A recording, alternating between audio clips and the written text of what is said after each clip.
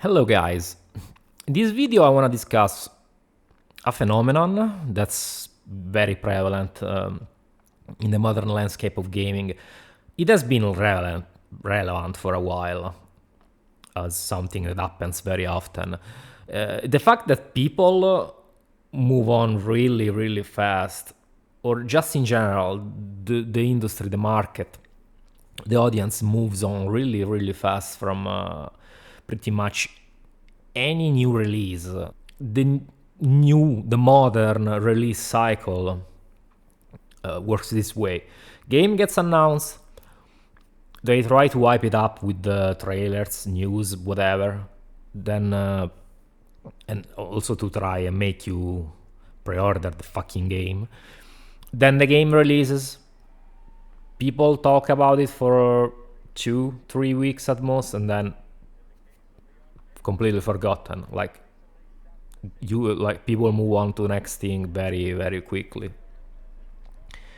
And you can argue it's always been like this, but I would dare to say that not really.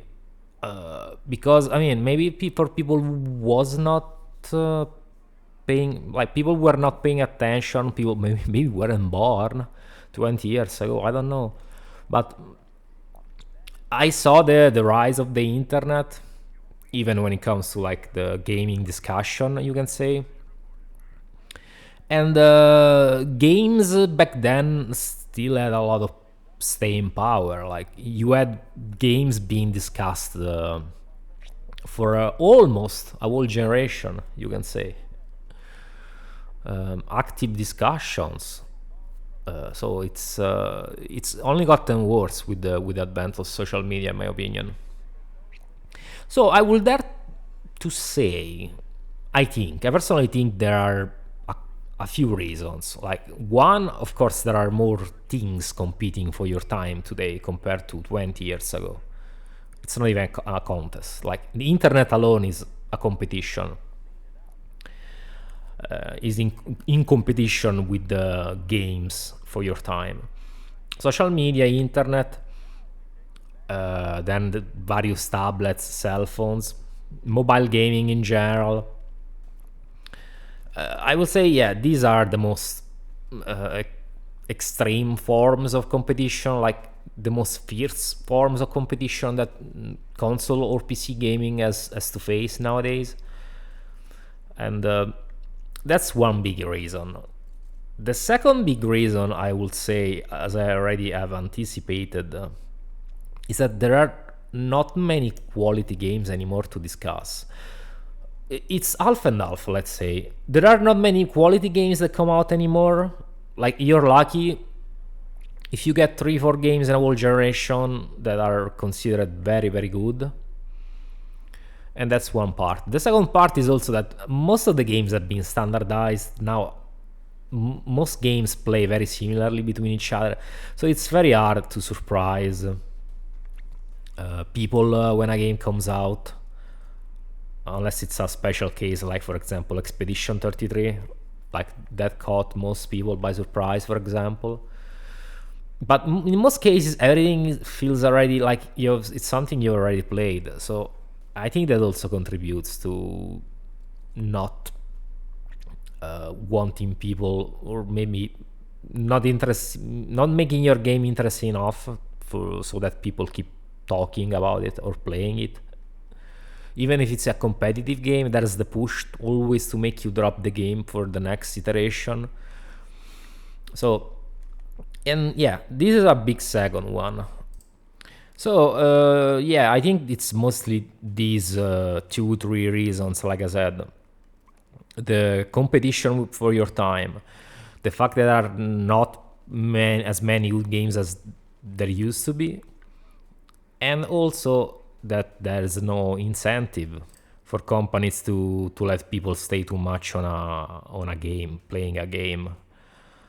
They rather just dump something on the market and then have you move on to the next thing. Always move on to the next thing. But I will argue that 20 years ago, you were getting yes, you were getting generation defining games. That's why also they had more staying power, in my opinion, as opposed to the ones today. It's not that they were just good, but you were still the industry was still trying to find what was like the standard of certain things. I mean, it also was more experimentation focused, I would say. There was more creativity. So it was really easy for a game to come on the scene and make a lot of people interested, intrigued, have a lot of heads turn to check out the game. Something that very, like I said, very rarely does it happen today.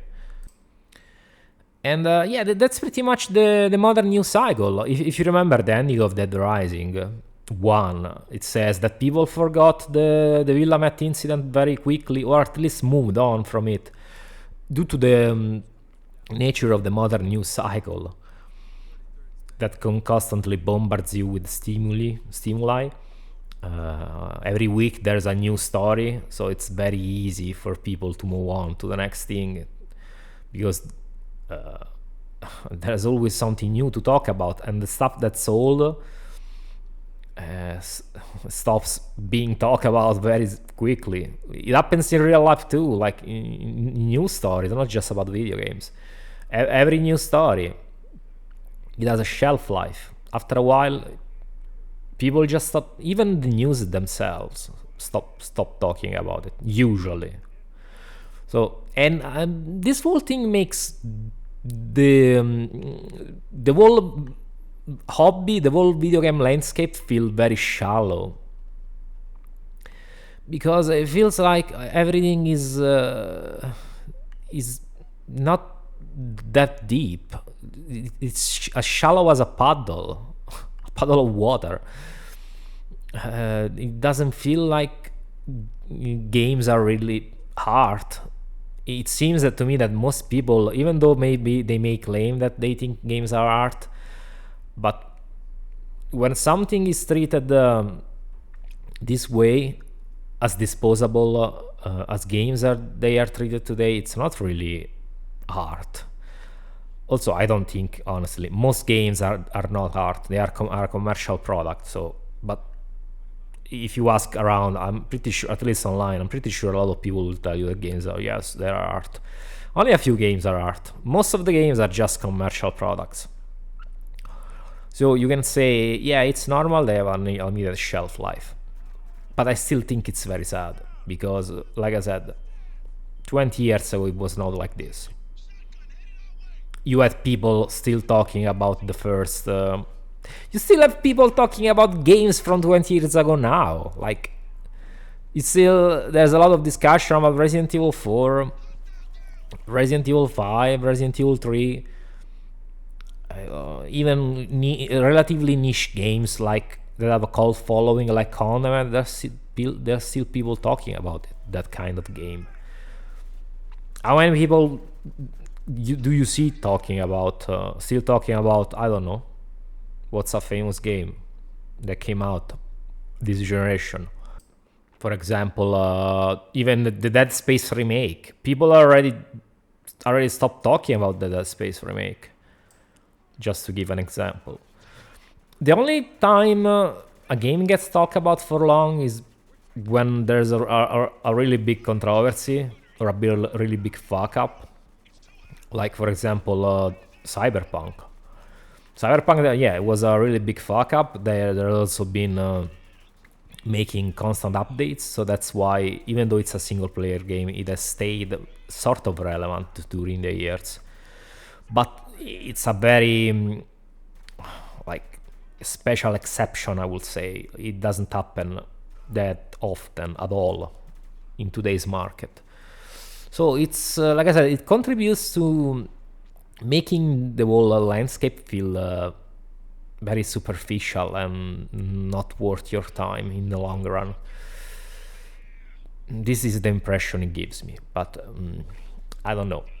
You let me know your thoughts if you feel the same way in this regard. And if you have also seen the rise of the internet when it comes to this stuff, because I can assure you, before it was not like this. There was an element of this already, but it was nowhere near as fast as it is today. But yeah, as usual, like I said, let me know your thoughts, and I'll catch you in the next video. Bye bye, guys.